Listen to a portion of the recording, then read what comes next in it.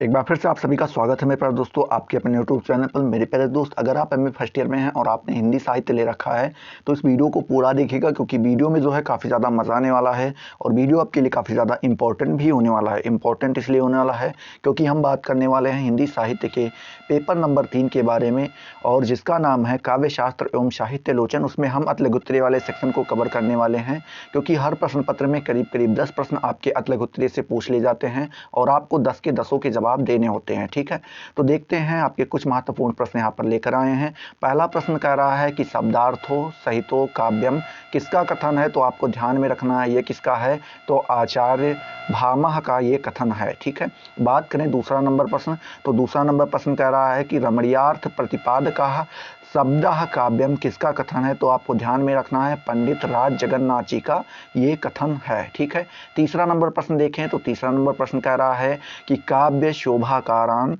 धर्मान अलंकारान प्रच्छते ये किसका कथन है, तो आपको ध्यान में रखना ये किसका कथन है, तो ये है आचार्य दंडी जी का कथन है। ठीक है, बात करते हैं चौथा नंबर प्रश्न। चौथा नंबर प्रश्न कह रहा है कि शब्दार्थो काव्यम यह किसका कथन है, तो आपको ध्यान में रखना है आचार्य रुद्रट जी का ये कथन है। ठीक है, पांचवा नंबर प्रश्न कह रहा है कि कबीर मनीषी परिभूः, क्या कबीर मनीषी परिभूः स्वयं भूधार था यथात्यतो, और उसके बाद लिखा है व्याधाच्छ स्वतीभ्यः समाभ्यः, यह पंक्ति किस ग्रंथ से ली गई है, तो आपको ध्यान में रखना है ये किससे ली गई है, तो यह ईशावास्योपनिषद से ली गई है। ठीक है, प्रोनाउंसिएशन में थोड़ी बहुत दिक्कत होगी तो अपने हिसाब से देख लीजिए, क्योंकि उतनी अच्छी संस्कृत है नहीं, तो आप अपने हिसाब से देख लीजिएगा। ठीक है, छठा नंबर प्रश्न कह रहा है कि सचेत सामनुभवा प्रमाणम तत्र केवलम किसका कथन है, तो आपको ध्यान में रखना है ये किसका है, आचार्य विश्वनाथ जी का कथन है। ठीक है, सातवां नंबर प्रश्न इसी प्रकार से देखते हैं। सातवां नंबर प्रश्न कह रहा है कि वाक्यम रसात्मकम काव्यम किसकी उक्ति है, तो ध्यान में रखना है ये किसकी है, आचार्य विश्वनाथ जी की ये भी उक्ति है। ठीक है, आठवां नंबर प्रश्न कह रहा है कविता अपने मूल रूप में जीवन की आलोचना है किसका कथन है, तो ये भी आपको ध्यान में रखना है किसका कथन है, तो ये है मैथ्यू अर्नाल्ड का ये कथन है। ठीक है, नवां नंबर प्रश्न कह रहा है कि काव्य आत्मा की संकल्पनात्मक अनुभूति है किसका कथन है, तो आपको ध्यान में रखना है यह कथन किसका है, प्रसाद जी का है। ठीक है, 10वां नंबर प्रश्न कह रहा है कविता क्या है, यह किसकी रचना है, तो आपको ध्यान में रखना है इसका उत्तर होगा आचार्य रामचंद्र शुक्ल जी की ये रचना है। क्या रचना है, कविता क्या है। ठीक है, आगे देखते हैं। आगे 11वां नंबर प्रश्न आपसे कह रहा है, 11वां नंबर प्रश्न कह रहा है कि ज्ञान राशि के संचित कोश का नाम साहित्य है, यह किसका कथन है, तो इसका उत्तर होगा महावीर प्रसाद द्विवेदी जी का यह कथन है। क्या कथन है, तो ज्ञान राशि के संचित कोश को हम क्या कहते हैं, साहित्य कहते हैं। ठीक है, 12वां नंबर प्रश्न कह रहा है कि रस सिद्धांत ग्रंथ के लेखक कौन है, तो आपको ध्यान में रखना है इसका उत्तर होगा डॉक्टर नागेंद्र जी क्या है, रस सिद्धांत ग्रंथ के लेखक हैं। ठीक है, 13वां नंबर प्रश्न कह रहा है आचार्य दंडी के कवि कर्म के कारण, क्या आचार्य दंडी के कवि कर्म के कारण बनने के लिए क्या आवश्यक माना है, मतलब जो आचार्य दंडी हैं ने कवि कर्म में कारण का बनने के लिए क्या आवश्यक माना है, तो आपको ध्यान में रखना है पहला तो माना इन्होंने प्रतिभा, दूसरा माना है शास्त्र ज्ञान होना चाहिए और तीसरा अभ्यास होना चाहिए। ठीक है, देखते हैं 14वां नंबर प्रश्न। 14वां नंबर प्रश्न कह रहा है काव्य प्रकाश किसकी रचना है, तो आपको ध्यान में रखना है ये आचार्य मम्मट की रचना है। किसकी है, तो इसका उत्तर होगा आचार्य मम्मट जी की है। ठीक है, आगे देखते हैं। 15वां नंबर प्रश्न आपसे पूछ रहा है कि काव्यम यस्यार्थ कृते, उसके बाद लिखा है कि व्यवहार विदे, और उसके बाद शिवेतरक्षते। थोड़ा बहुत प्रोनाउंसिएशन में दिक्कत हो तो आप अपने हिसाब से देख लीजिएगा। यह किस आचार्य की पंक्ति है, तो आपको ध्यान में रखना है ये किसकी पंक्ति है, तो ये मम्मट जी की पंक्ति है। ठीक है, 16वां नंबर प्रश्न इसी प्रकार से हम लोग देखते हैं। रूपक के कितने भेद हैं, आपको यहाँ पे बताना है। ठीक है, रूपक के कितने भेद हैं, तो रूपक के यहाँ पे उत्तर में आपको बताना है 10 भेद बताए गए हैं।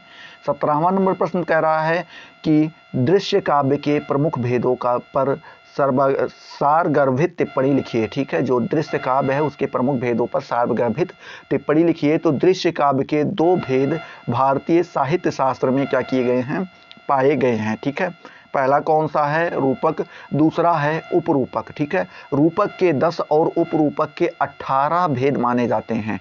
रूपक के कितने, 10 और उपरूपक के 18 भेद माने जाते हैं। रूपक और उपरूपक के भेदों का क्रम अनुसार नामों उल्लेख निम्नलिखित है। मतलब यहाँ पे रूपक और उपरूपक के जो भेद हैं उनका नाम यहाँ पे आपको बताया गया है। ठीक है, देखते हैं, जैसे रूपक का यहाँ पे देख सकते हैं।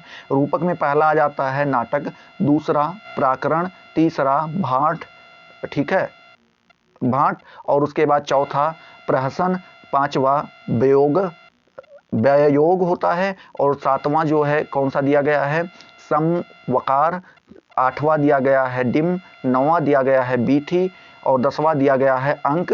मतलब 10 ही हैं टोटल यहाँ पे, तो ये 10 ही होंगे। 1 2 3 4 5 6 7 8 9 हो गए, और ये 10वां आपका है क्या, इहा मृग, ये इसका 10वां भाग है। ठीक है, देखते हैं दूसरा उपरूपक में। तो उपरूपक में पहला नाटक, दूसरा त्रोटक, तीसरा गोष्ठी, चौथा सट्टक, पांचवा नाट्यराशक, छठा प्रस्थान, सातवां उल्लाप्य, आठवां काव्य, नौवां प्रेक्षण, 10वां रासक, 11वां सलापक, 12वां श्रीगदित, और 13वां शिल्पक, 14वां विलासिता, और 15वां दुर्मल्लिका, और 16वां प्रकरणी, और 17वां हल्लीस, और आपका आखिरी और 18वां है कौन सा, भाणिका। ये कौन है, उपरूपक के भेद हैं। ठीक है, 18वां नंबर प्रश्न कह रहा है कि राजशेखर द्वारा कितने प्रकार के कवि बताए गए हैं। राजशेखर द्वारा कितने प्रकार के कवि बताए गए हैं,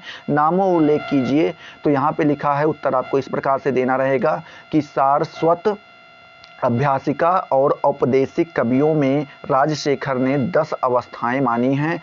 इन 10 अवस्थाओं के अनुसार अधोल्लेखित 10 तरह के कवि राजशेखर ने माने हैं। कौन कौन से कवि, तो 10 यहाँ पे आपके दिए गए हैं। पहला आपके यहाँ पे कौन से आ जाते हैं, काव्य विधास्नातक, दूसरा हृदय कवि, तीसरा अन्यापदेशीय कवि, और चौथा सेविता, पांचवा घाटमान, छठा महाकवि, सातवां कविराज, आठवां अवेशिक, नौवां अभिच्छेदी, और 10वां संक्रमयता। ये कौन से हैं, 10 कवि बताए गए हैं राजशेखर के द्वारा। ठीक है, 19वां नंबर प्रश्न आपसे पूछ रहा है, विभाव अनुभाव व्यभिचारी, क्या, विभाव अनुभाव व्यभिचारी संयोग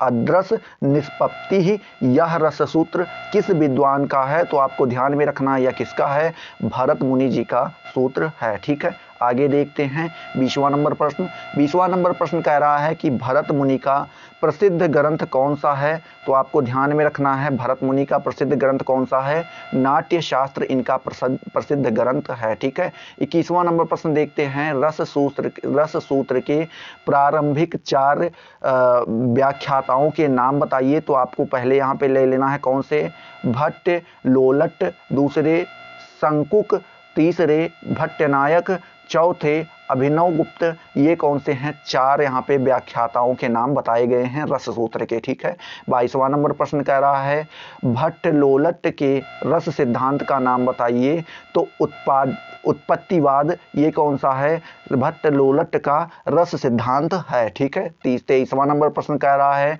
आचार्य शंकुक के सिद्धांत का नाम बताइए। तो आचार्य शंकुक के सिद्धांत का नाम था अनुमितिवाद। ये क्या था, आचार्य शंकुक के सिद्धांत का नाम था। ठीक है, 24वां नंबर प्रश्न देखते हैं, और 24वां नंबर प्रश्न आपसे कह रहा है कि भट्ट नायक के सिद्धांत का नाम बताइए। तो इनके सिद्धांत का नाम था भुक्तिवाद। और 25वां नंबर प्रश्न और आज का आखिरी प्रश्न कह रहा है कि अभिनव गुप्त के सिद्धांत का नाम बताइए। तो इनके सिद्धांत का नाम था अभिव्यक्तिवाद। ठीक है, भुक्तिवाद किसका था, तो भट्ट नायक का था। और अगर आपसे पूछ ले अभिव्यक्तिवाद तो ये किसका था? अभिनव गुप्त जी का था। आई होप ये सारी चीजें आपको पसंद आई होगी और आपको अच्छे से क्लियर हुई होंगी। अगर क्लियर हुई तो फटाफट वीडियो को लाइक करो, अपने दोस्तों के साथ शेयर करो। अभी तक आपने चैनल को अगर सब्सक्राइब नहीं किया तो सब्सक्राइब करके बेल वाले आइकन को जरूर प्रेस कर दो, जिससे आपको सारी नोटिफिकेशन मिलती रहें और आप उनसे लगातार लाभान्वित होते रहें। तो चलिए अगले वीडियो में मिलते हैं नए जोश नए टॉपिक के साथ। तब तक के लिए जय हिंद, जय भारत।